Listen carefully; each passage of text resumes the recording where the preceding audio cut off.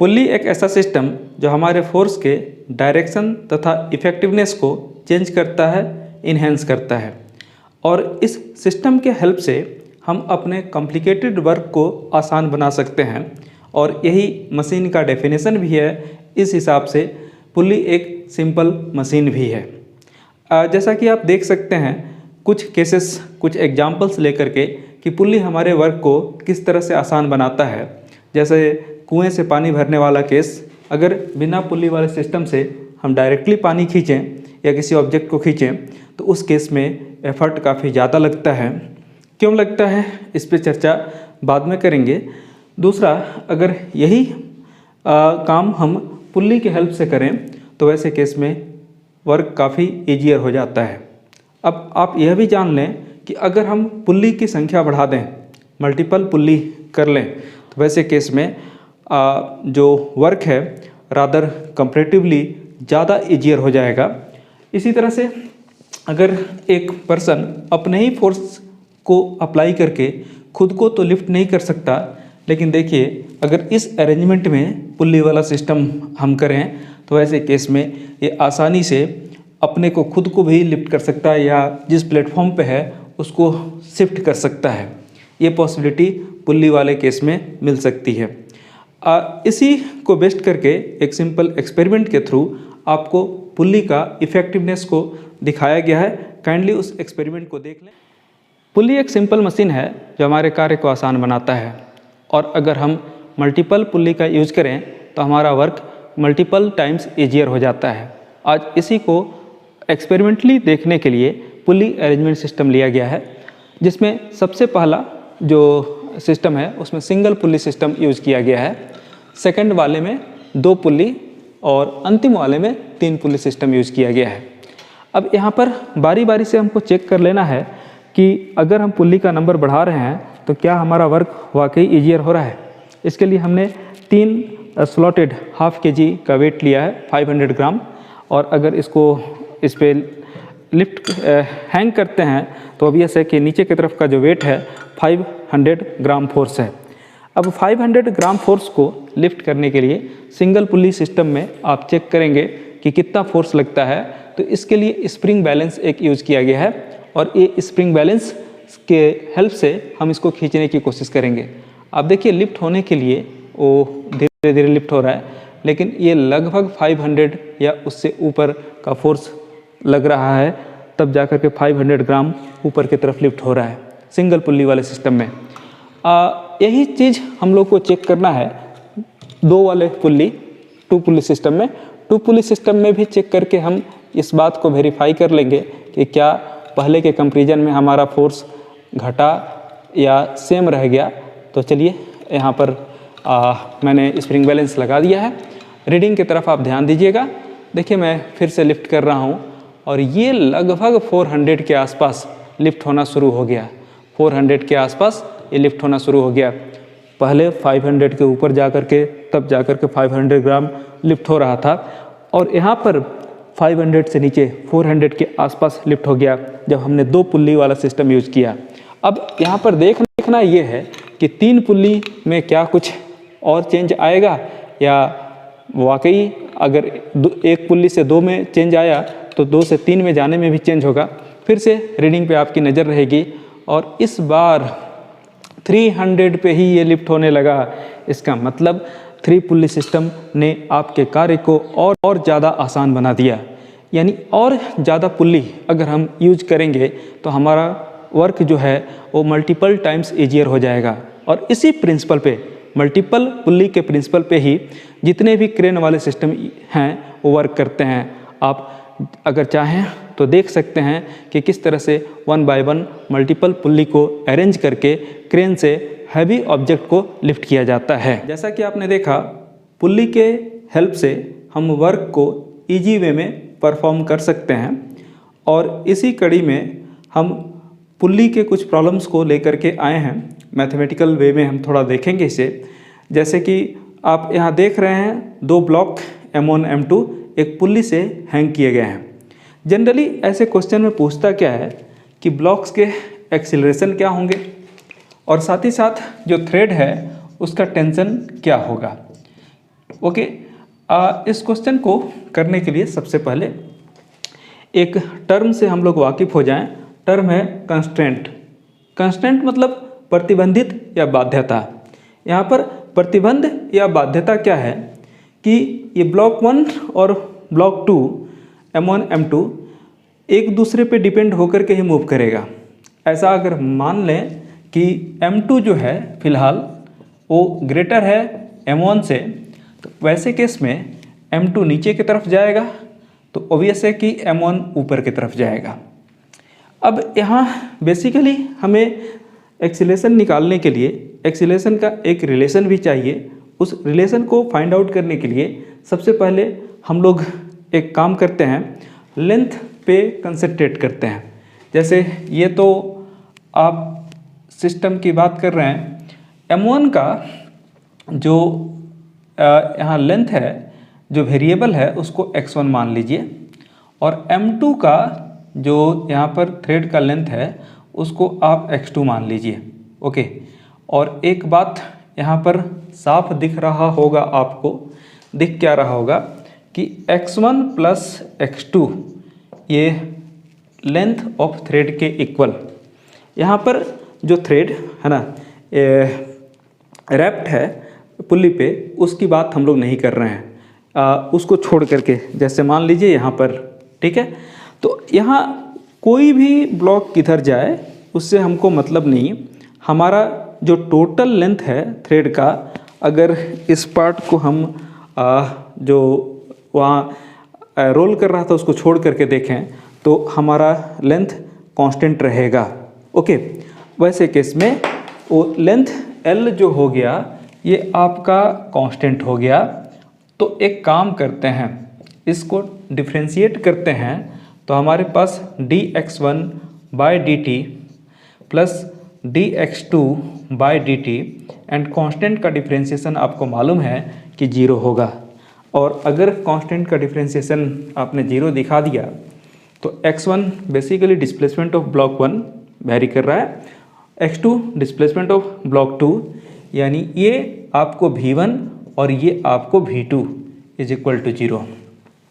एक बार और डिफ्रेंशिएट कर लीजिए, मतलब dv1 by dt plus dv2 by dt, हाँ रिजल्ट इज इक्वल टू इधर 0। वेलोसिटी का डिफ्रेंशिएशन सबको याद होगा, एक्सीलरेशन मतलब a1 plus a2 is equal to 0। Obvious है कि आप a1 is equal to minus a2 लिखेंगे। ऑब्वियस है कि ये एक्सीलरेशन वेक्टर क्वांटिटी है। वेक्टर क्वांटिटी में नेगेटिव जो होता है ना उसके डायरेक्शन की वजह से है। यानी अगर ये ब्लॉक ऊपर की तरफ जा रहा है और a1 के एक्सीलरेशन को भी a मान लें तो ये a एक्सीलरेशन से ऊपर जाएगा, तो a2 का भी एक्सीलरेशन का मैग्नीट्यूड a ही होगा, बट वो नीचे की तरफ आएगा।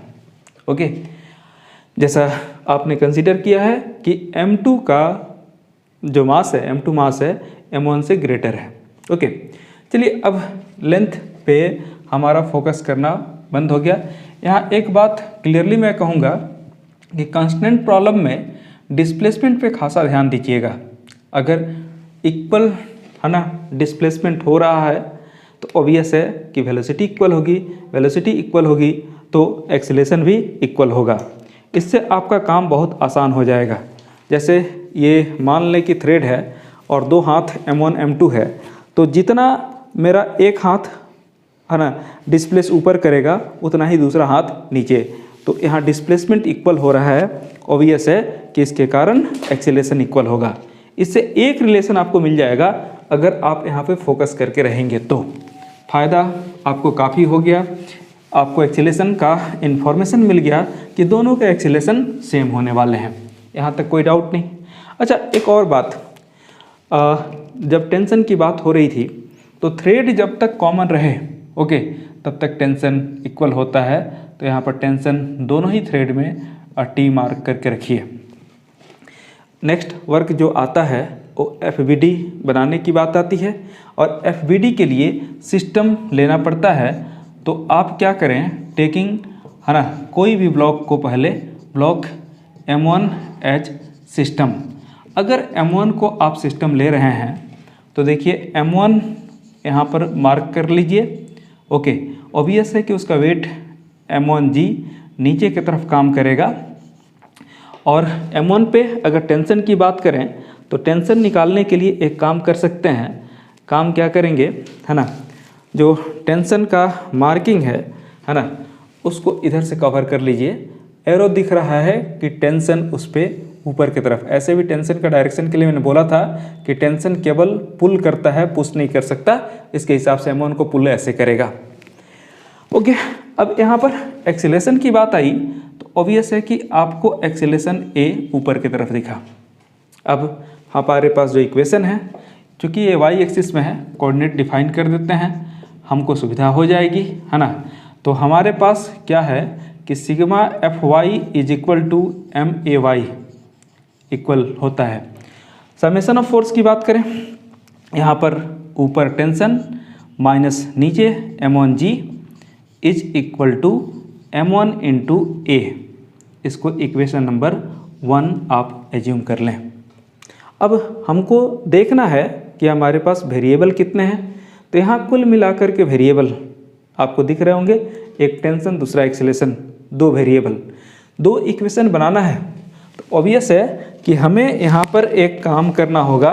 काम क्या करना होगा कि दूसरे ब्लॉक को भी सिस्टम लेना होगा। तो हम यहाँ क्या करेंगे, टेकिंग, है ना, किसको, M2 एज सिस्टम। और M2 को सिस्टम लेने के बाद फिर वही बात, आप उसका फ्री बॉडी डायग्राम ड्रॉ करेंगे। यहाँ पर M2 मार्क कर लीजिए।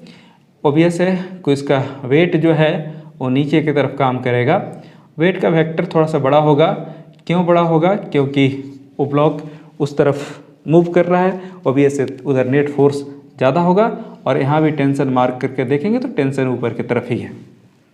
वंस अगेन आप फिर से वही सिग्मा Fy y एक्सिस में ही है, MAy मार्क करेंगे। जैसा आपने पहले पॉजिटिव माना है वैसे ही मान लीजिए। चाहेंगे तो आप डायरेक्ट इक्वेशन भी लिख सकते हैं, लेकिन एक्सीलरेशन इसका मार्क कर लीजिएगा, वो नीचे की तरफ है। तो यहाँ T minus M2G is equal to, हमको यहाँ M2 इंटू A लिखना है। लेकिन 1 मिनट वेट कर लीजिए। वेट क्या करना है, यहाँ एक्सीलरेशन नीचे की तरफ है और हमने डाउनवर्ड को नेगेटिव माना है, इसलिए यहाँ पर -A। माइनस कॉमन लेकर के देख लेंगे तो ये आपको M2G minus T is equal to M2A। चाहते तो आप इसको डायरेक्ट भी लिख सकते थे, उसमें कोई कॉम्प्लिकेशन की बात नहीं, कोई कन्फ्यूजन की बात नहीं। ओके, जनरली लोग डायरेक्ट लिखते हैं, लेकिन मैंने वो नेगेटिव लेकर के दिखा दिया कि नेगेटिव कॉमन लेके कैंसिल कर देंगे तो हमारा इक्वेशन ये हो जाएगा। अब हमारे पास 2 इक्वेशन हैं, 2 अननोन। इससे ज़्यादा आइडियल और कुछ नहीं हो सकता। सबसे आइडियल सिचुएशन आपके पास उपलब्ध है। तो ऐसे केस में हम करेंगे क्या, 1 को, है ना, ऐड कर देंगे 2 से। और अगर 1 को हमने 2 से ऐड कर दिया तो ऐड करने के बाद हमारे पास रिजल्ट क्या होगा, देखिए 1 हमारे पास वहाँ था, क्या था, T minus M1G is equal to M1A। और दूसरा 2 मिल गया आपको क्या, M2G, है ना, minus T is equal to M2A। एक काम कर रहे हैं, ऐड कर रहे हैं, ऐड करेंगे तो कैंसिल हो जाएगा, है ना। और ये तब M2 कॉमन ले लेते हैं, G को, minus M1 into G is equal to M1 plus M2 into कितना, A। Okay, M1 plus M2 से डिवाइड कर दीजिए। तो वैसे केस में A का एक्सप्रेशन आपके पास आ गया ऐसा। ओके, एक्सीलरेशन आपका ऑब्टेन हो गया। एक्सीलरेशन ऑब्टेन होने के बाद से दूसरा काम था टेंशन निकालना। इसको पहले नोट कर लीजिए और नोट करने के बाद टेंशन निकालने के लिए थोड़ा सा सोचिए करना क्या है। आप दोनों इक्वेशन का हेल्प ले सकते हैं, इक्वेशन 1 भी और इक्वेशन 2 भी। फिलहाल मैं इक्वेशन, है ना, 1 से ही स्टार्ट करता हूँ। तो 1 से मैं जब स्टार्ट करूँगा, 1 देखिए आपके पास क्या था, T minus M1G is equal to M1A, तो यहाँ T minus M1G is equal to M1, और ये पूरा एक्सीलरेशन का वैल्यू कितना है, M2 minus M1 by M1 plus M2, है ना, और इनटू G।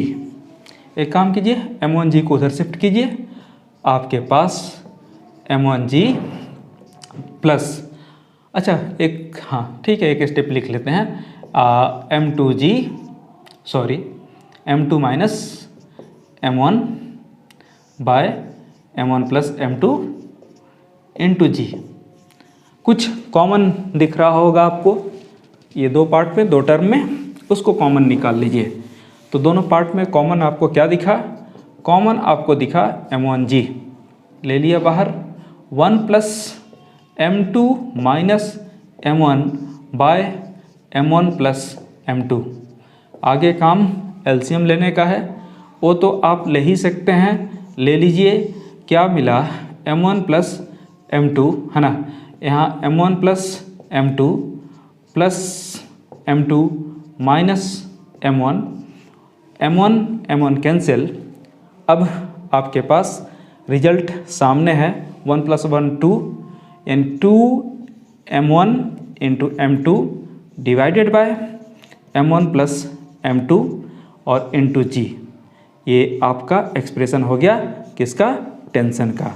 तो 2 बॉडी पुल्ली प्रॉब्लम आपने सॉल्व कर लिया with the help of constant motion. आगे अगले वीडियो में हम मल्टीपल पुल्ली को भी लेकर के आपको दिखाएंगे।